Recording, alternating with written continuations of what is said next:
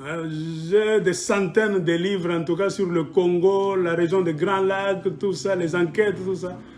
Je vais montrer certains de ces livres pour vous donner un peu envie de commencer aussi à lire. Si vous voulez connaître ce qui se passe en République démocratique du Congo, spécialement dans la région des Grands Lacs, le trouble dans lequel on a enfoncé les Congolais par les Congolais eux-mêmes, les Africains des pays limitrophes, en collaboration avec les Occidentaux, spécialement les Anglo-Saxons, avec les groupes financiers, choisissez vos lectures. Donc vous pouvez lire ce livre par exemple. C'est Bernard Lugan. Rwanda, un génocide en question. C'est vraiment intéressant. Vous allez découvrir de vérités. Le génocide du Rwanda est tellement mystérieux. Il y a tellement de mensonges que c'est seulement les Occidentaux qui sont parvenus à nous imposer une version. La version qu'on nous impose, la version que nous connaissons, c'est la version qu'on nous a imposée par les Anglo-Saxons, c'est-à-dire les Américains, les Anglais et consorts, avec des présidents en Afrique centrale. Lisez aussi ce livre. C'est du général Roméo Dallaire, Shake Hands with the Devil. Donc, serrer la main du diable. C'est le général qu'on avait envoyé au Rwanda par l'ONU, la MINUAR, qui est comme la MONUSCO au Congo, quand il y avait génocide au Rwanda. Ce général, c'est un Canadien francophone, mais au Canada, comme on parle le franglais, c'est-à-dire le français et l'anglais, Bill Clinton a eu un truc de bloquer les Français en leur envoyant un francophone. Ils croiront qu'ils sont en train de travailler avec leurs frères. Or, ce général Roméo Dallaire était là dans le compte des États-Unis d'Amérique. Et il a joué le jeu. L'ONU a bloqué beaucoup de choses, a truqué beaucoup de choses, a aidé le FPR de Kagame, a bloqué la France, a bloqué tout à l'ONU. Des histoires qu'on pouvait passer là-bas rapidement pour descendre au Rwanda, sauver les Rwandais qui commençaient à se battre, car c'était la guerre civile. Ce général et Bill Clinton ont bloqué. Ils ont laissé les gens s'entretuer pendant plus ou moins 3 mois. Ils suivaient ça, minute après minute. Bill Clinton, à partir de son bureau ovale, il suivait jusqu'à ce qu'on peut tuer un certain nombre de gens, avec pour souci de faire quoi? De déclarer le génocide. C'est-à-dire commencer maintenant à protéger la minorité Tutsi contre la majorité Hutu qu'on va mettre dans un coin pendant beaucoup d'années, leur faire peur. Donc même si tu as raison, tu veux qu'il y ait changement au Rwanda, en Afrique centrale, dans le monde, si tu essaies vraiment de pointer ta tête là, génocidaire, traînez-le vers le tribunal. C'est ce qu'on est en train de faire au Rwanda. C'est-à-dire tous les Hutus sont considérés comme des génocidaires. Il y a aussi ce livre tellement intéressant qui s'appelle Rwanda, l'histoire secrète. Rwanda, l'histoire secrète, ça a été écrit par un homme, le lieutenant Abdul Joshua Ruzibiza. Il a travaillé avec Paul Kagame. Il fut même le garde-corps de Paul Kagame à partir de l'Ouganda. Donc il connaît Masolo et Akati. Lisez ce livre, cherchez en ligne, vous allez vraiment comprendre la mafia qui s'est fait dans la région des Grands Lacs. Et ce monsieur était réfugié quelque part là, c'est pas au Danemark, Danemark ou bien Suède si je ne me trompe pas. Il est allé se réfugier là, on a tout fait pour le repérer et l'éliminer.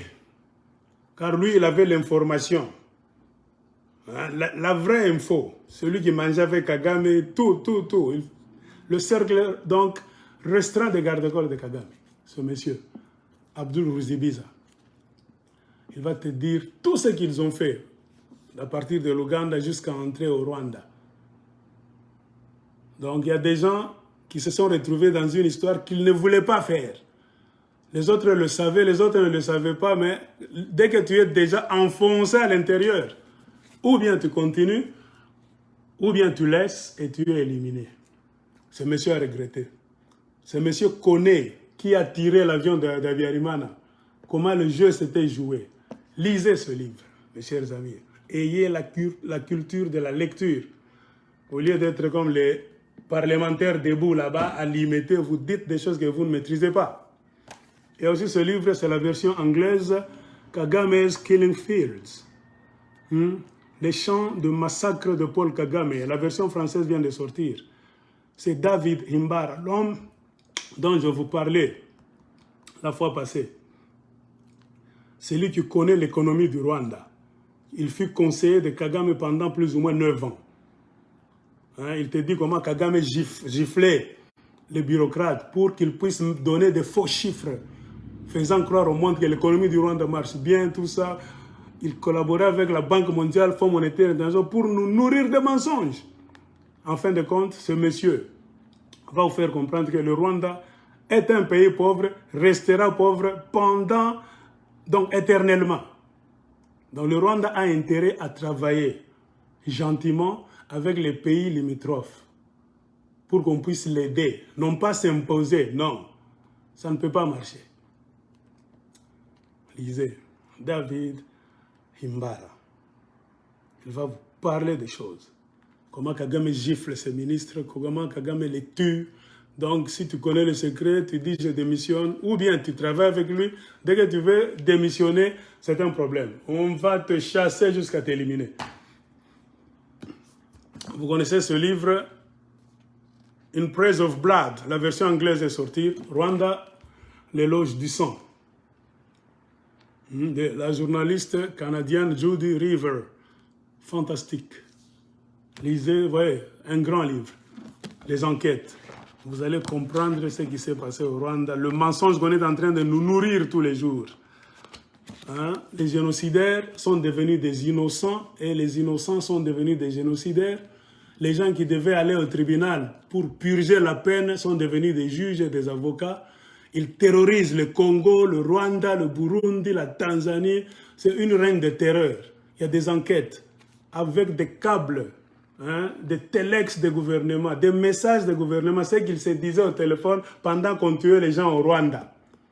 Qu'ils ne viennent pas nous dire qu'ils ne savaient pas qu'au Rwanda on s'est tué. Comme je vous ai dit, ils attendaient à ce qu'un certain nombre de gens puissent mourir pour qu'ils puissent proclamer le génocide.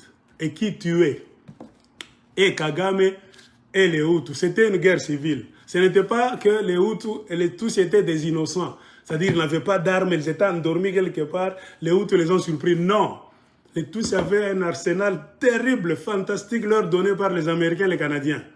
C'est-à-dire quand la guerre a commencé, entre-temps, on avait posé l'embargo sur le gouvernement d'Abiyarimana. Le gouvernement d'Abiyarimana, à un moment donné, n'avait plus d'armes. Mais Kagame recevait des armes venant de l'Ouganda, qui allait tuer beaucoup de gens. C'est le FPR de Kagame qui a tué beaucoup de monde. Et le nombre de gens qui sont morts au Rwanda, la majorité, ce ne sont pas des Tutsis.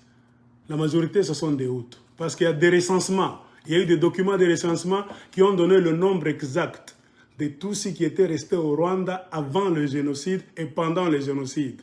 Ils étaient moins nombreux, car ils commençaient déjà à quitter en 1990, 91, 92 et 93. Ils fuyaient parce qu'ils n'étaient pas au pouvoir. Ils étaient réfugiés au Congo, Rwanda, ils étaient au Congo, Ouganda, Burundi, Tanzanie, les autres en Europe.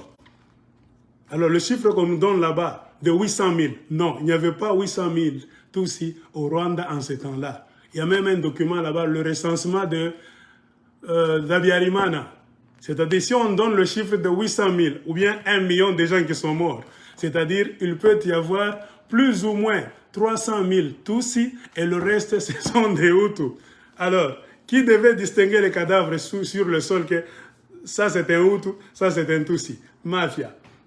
Cherchez des livres. Oh, je ne vous ai pas expliqué sur ceci. Ça, c'est Charles Onana, le franco-camerounais. Rwanda, la vérité sur l'opération turquoise. Lisez, vous allez voir. Comment les Français sont allés au Rwanda, pour quelles raisons? Vous voulez savoir? Cherchez.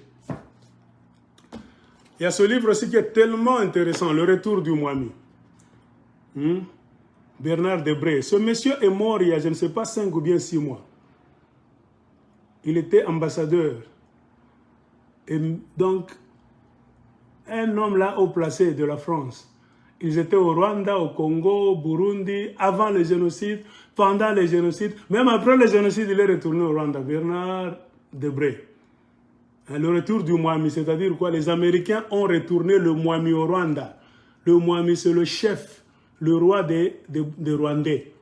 Comme dans l'ancien temps, quand les Tutsis dominaient les Hutus, pour qu'il y ait révolution dans les années 59, et les Hutus se sont libérés, ils sont devenus maintenant bien la démocratie, c'est-à-dire c'est la loi de la majorité. C'est pour cela qu'aucun Tutsi ne pouvait prendre le pouvoir au Rwanda s'ils font la vraie démocratie, car ils sont 15% au moins. Les Hutus sont 85%. Alors comprenez pourquoi les Américains n'ont pas voulu aller par des négociations d'Arusha.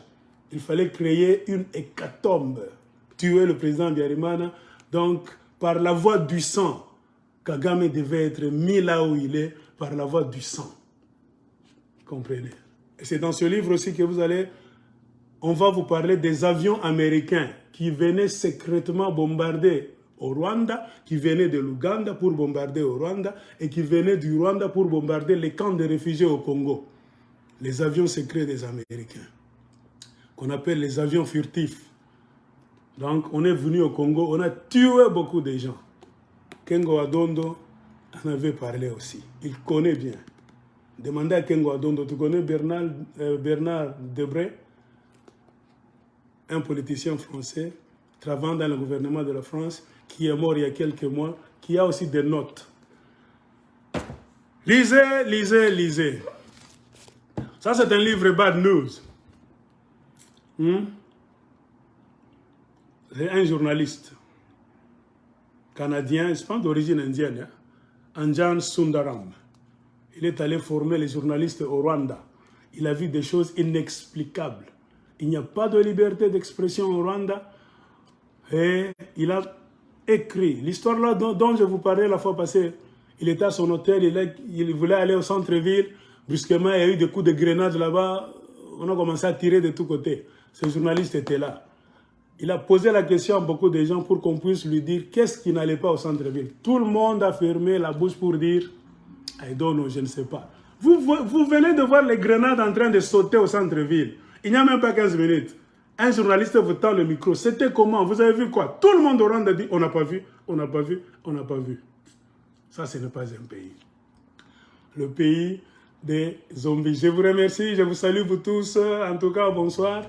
Et il y a une sorte d'appendice après le livre de ce monsieur, pendant le temps qu'il était au Rwanda pour travailler, coacher les journalistes rwandais. Donc, il a fait beaucoup de mois au Rwanda pour former les journalistes. Et regardez l'appendice ici. C'est le deuxième appendice. Ça, c'est le nom des journalistes tués au Rwanda. Hein? Donc, il vous donne même le nom, porté disparu, tué. Au Rwanda de Kagame, plus de 50 journalistes. Si vous lisez très bien avec leur nom, ce sont les appendices. Les journalistes tués au Rwanda. Au Rwanda, quand tu vas là-bas, tu connais la vérité, on te tue. Donc, comme pour dire, en bref, le Rwanda, c'est une prison à ciel ouvert. Beaucoup de gens connaissent la vérité. Et ils ne s'hasardent pas à ouvrir la bouche. Pourquoi? Kagame tue sans pitié. Les Américains aiment ça. C'est-à-dire, pendant 20 ans, après le génocide, 25 ans, c'est-à-dire, c'est pour que leurs mensonges soient imprimés dans les cerveaux des Hutus, des Tutsis, des Touas, même des Congolais, hein, dans la région des Grands Lacs. Donc, ils nous ont imposé une version de mafia, hein, du génocide qui a eu lieu au Rwanda. Donc, ils imposent, ils refusent qu'il y ait changement de gouvernement dans les pays des Grands Lacs, selon ce que nous voulons. Comprenez pourquoi nous amènent des gens comme des Tshisekedi, qui se réveillent comme ça pour nous dire que les Banyamulenge sont les Congolais. Tout ça, c'est préparer, travailler dans des laboratoires. Même la création de la tribu Banyamulenge, tout est là. Vous allez savoir qui a travaillé sur ça. Ce sont les ONG, comme je vous ai dit.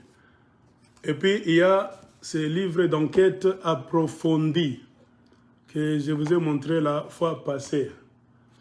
Hein? Ça sont des revues Garrison, Deep Politics. On parle du Rwanda. Hein? C'est une sorte de trilogie en 3 épisodes. Ça, c'est moto vraiment. Si tu lis, j'aime cette revue, pourquoi? Ça parle des histoires secrètes. Hein? Ça ne parle pas... Ouais. Genocide in Rwanda. On vous explique tout. Ça, ce sont les enquêtes qui fâchent même le gouvernement américain. Hein? Ouais, comment l'avion de Biarimana était tiré. On vous explique ce qui s'était passé, qui était là, qui a caché quoi, qui voulait dire quoi, pourquoi on l'a tué. Ça, c'est Paul Kagame en formation dans l'État de Kansas. Regardez bien, vous allez le voir, il est quelque part. On est venu le former aux États-Unis. Pourquoi, on vous dira. Qui a formé le FPR? C'est Fred Rugema. Quand on voulait maintenant attaquer le Rwanda, le premier jour de l'attaque, Fred Rugema a été tué au front par les militaires rwandais eux-mêmes tous. Qui l'a tué? Pourquoi? C'est pour qu'on amène Kagame le parachuté là-bas. Pourquoi? Parce que c'était lui, le pion des Américains. Les Américains voulaient travailler avec lui, non pas avec le fondateur de FPR, Fred Rugema, tué mystérieusement. Ça, c'est Garrison, toujours. Nambatu, ça c'est le numéro 2. On parle toujours du Rwanda. Le problème, c'est quoi? C'est Tutsi hégémonie. Hein? L'hégémonie Tutsi. C'est-à-dire, on veut que les Tutsis nous dominent, nous tous. Dans la région des Grands Lacs, au Rwanda, Burundi, partout. Les Américains ont travaillé ça dans les laboratoires. Regardez les squelettes. Ces gens ont tué avec l'aide des Américains, avec des acides, des avions, tué. Et ils effaçaient des traces. Donc c'est une situation qu'on a formée, qu'on a créée bien par les anglo-saxons. Quand vous lisez ce livre, vous allez voir beaucoup de politiciens américains que vous suivez, vous les Congolais. Oh, Herman Cohen, on va vous citer le nom d'Herman Cohen dans ce livre.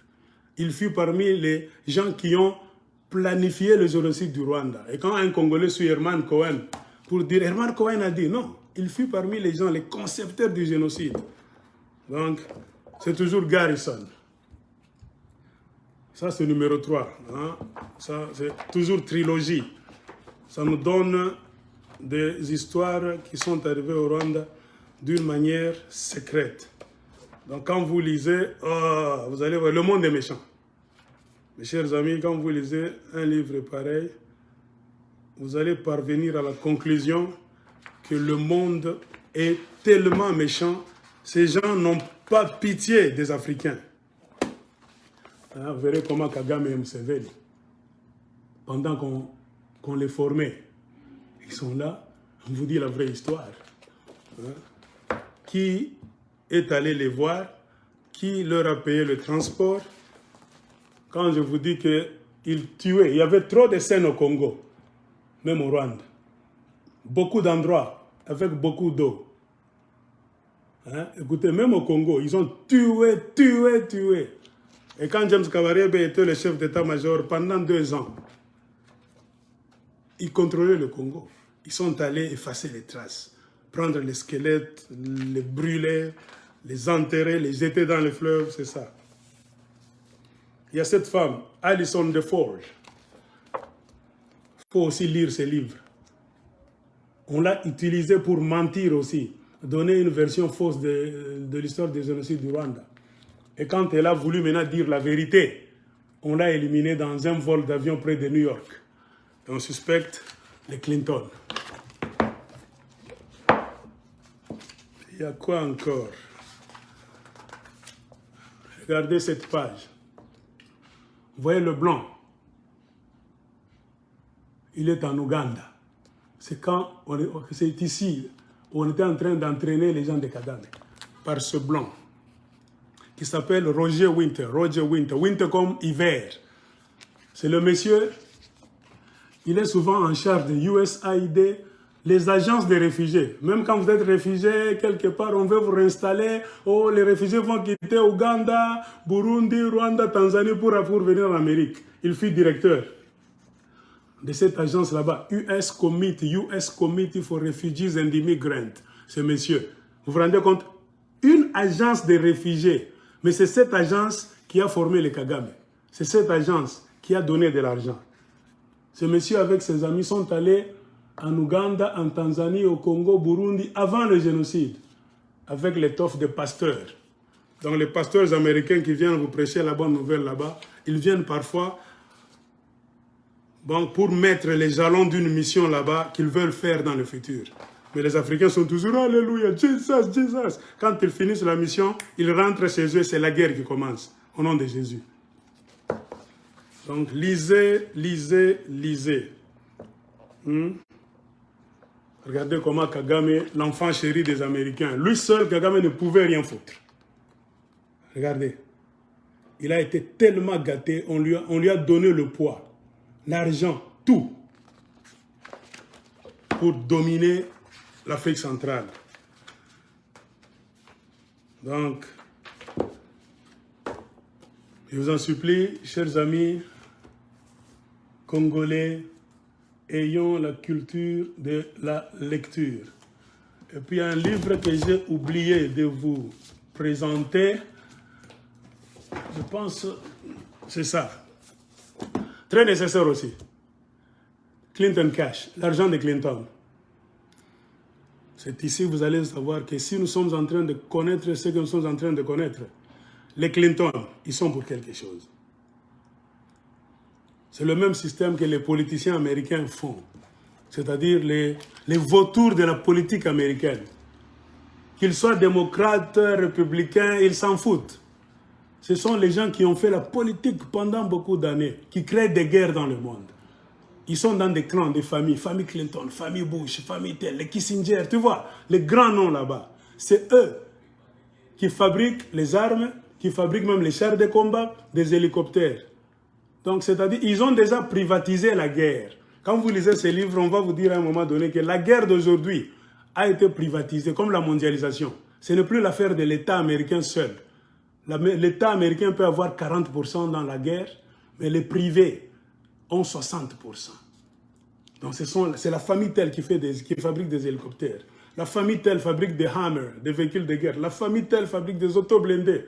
Quand ils ont tout ça, les armes avec lesquelles ils n'ont rien à foutre. Alors, comment les écouler? Il faut créer la guerre. Comment créer la guerre? Ils savent comment le faire pour écouler les armes. Et les Clinton sont devenus célèbres avec le sang des Congolais.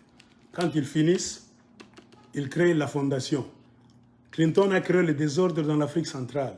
C'est Clinton qui a mis tout en place. Ouganda, Rwanda, Burundi, Congo. Il a mis un système là-bas de déséquilibre. C'est-à-dire on va déséquilibrer cette zone pendant beaucoup d'années. Et match final, c'est au Congo. On va voler les richesses. Il se retire, son mandat fini. Il crée la fondation Clinton. Et cette fondation reçoit l'argent comment? C'est la mafia. Toutes les sociétés anglo-américaines qui ont mis leurs mains sur les richesses du Congo, les cuivres. Quand vous condamnez Kabila, Kabila n'y est pour rien. Je ne dis pas que Joseph Kabila n'y est pour rien 100%, non. C'est aussi un petit qu'on a parachuté là-bas. Il n'a pas le poids de contrôler ces grandes entreprises qui sont au-dessus de lui. Ils l'ont mis là-bas. C'est-à-dire que le Congo reste dans le désordre. Ils se sont accaparés de toutes les mines. Ils sont tellement puissants, ils peuvent venir même sous beaucoup de noms. Un Américain qui se cache derrière une mine australienne, une mine canadienne, une mine chinoise. Donc c'est lui qui est derrière. Parce que si il vient en Amérique, on va dire, comment les Américains ont toutes les mines du Congo?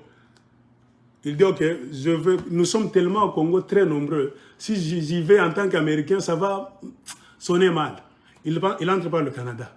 On va vous dire, non, cette société là-bas qui est à Colosie, c'est une société canadienne. Ou l'autre là, c'est une société australienne. Non, c'est toujours lui. Avec des tentacules. Ils ont des tentacules comme des zombies, ces gens-là.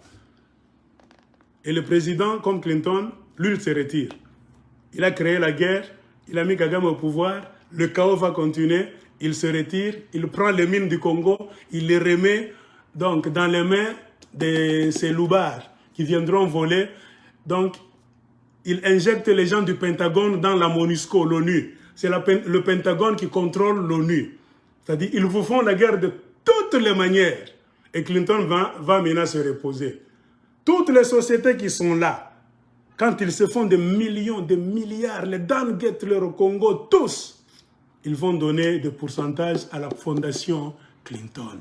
En guise de quoi? De remerciement. Merci boss, c'est toi qui as créé la guerre en Afrique centrale, c'est toi qui nous as permis d'aller au Congo, c'est toi qui as permis à ce que notre société est allée prendre les richesses du Congo à $0 gratuitement comme ça. C'est pourquoi la fondation Clinton, c'est une fondation de mafia. Et Donald Trump l'avait dit un jour. Et c'est en voulant combattre les Clinton que Donald Trump a perdu la présidence, si vous ne le savez pas. Ils ont créé quoi? La COVID-19. Ils ont créé ça. Les Bill Gates, le Bill Clinton, ils sont les John Soros, ils sont très nombreux. Ils ont dit non, ce monsieur est puissant. Il a su donc rallier les Américains à sa cause. Il n'est pas politicien, Donald Trump. Lui, c'est un homme de la rue, businessman. Il parle le langage de la rue. C'est-à-dire, les Américains l'aimaient.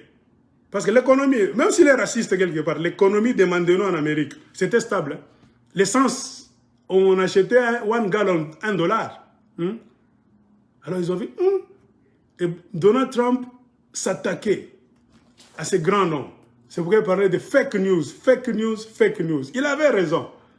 Ils sont entrés dans des réunions de ce monsieur, s'il reste au pouvoir 4 ans plus 4, nous allons fuir. Qu'est-ce qu'il faut faire? Il faut l'éliminer politiquement. Ils sont entrés dans le laboratoire, ils ont créé la COVID-19. Parce qu'il y a encore des livres qui vont te dire que ce Covid-là, il y a même des drones, on envoie des drones pour asperger la Covid, vous savez ça? Dans une ville comme ça, vous êtes en train de manger, de sauter là-bas, ça survole votre ville. On va vous dire, non, il y a un Covid qui est à Los Angeles, à Paris, maintenant ça recommence, à Naples. Donc ces gens jouent avec le monde. C'est pour vous contrôler. Hein? La finale, c'est quoi? Vous contrôler, nous contrôler. Contrôler nos minds, nos esprits. C'est-à-dire finir la liberté. Donc, leur mission, c'est d'éliminer tous les États du monde, d'affaiblir et éliminer tous les États. Donc, dans les pays du monde, qu'il n'y ait plus d'État. Remarquez comme au Congo, l'État n'existe plus. Ce sont maintenant des groupes anglo-saxons qui contrôlent les pays. Après avoir éliminé l'État congolais qui n'existe plus et qui ne va plus exister pendant beaucoup d'années si nous ne faisons pas attention, c'est eux maintenant qui viendront vous dicter ce qu'il faut faire.